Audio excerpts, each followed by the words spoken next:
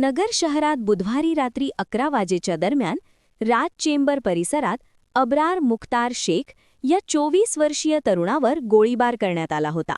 यात अब्रार मुख्तार शेख याच्या कमरेला एक गोळी लागून तो गंभीर जखमी झाला होता. त्याच्यावर नगर शहरातील खासगी रुग्णालयात उपचार सुरू आहेत. या प्रकरणी आता तोफखाना पोलीस ठाण्यात सय्यद जैद रशीद उर्फ टॅपिया, जाबीर सादिक सय्यद उर्फ जाबू, अफजल आसिर शेख, असलम आसिर शेख, अल्ताफ शेख यांच्या विरोधात संगणमताने कट कारस्थान रचून जीवे मारण्याचा प्रयत्न केल्याचा गुन्हा दाखल करण्यात आला होता. या गंभीर गुन्ह्यातील प्रमुख असलेला सय्यद जैद रशीद उर्फ टॅपिया या तोफखाना पोलिसांनी संभाजीनगरकडे पळून जात असताना शिर्डी बायपास जवळ ताब्यात घेतले आहे. गेल्या 2 दिवसांपासून सय्यद जैद रशीद उर्फ टॅपिया हा पोलिसांना गुंगारा देत होता. अखेर पोलिसांना मिळालेल्या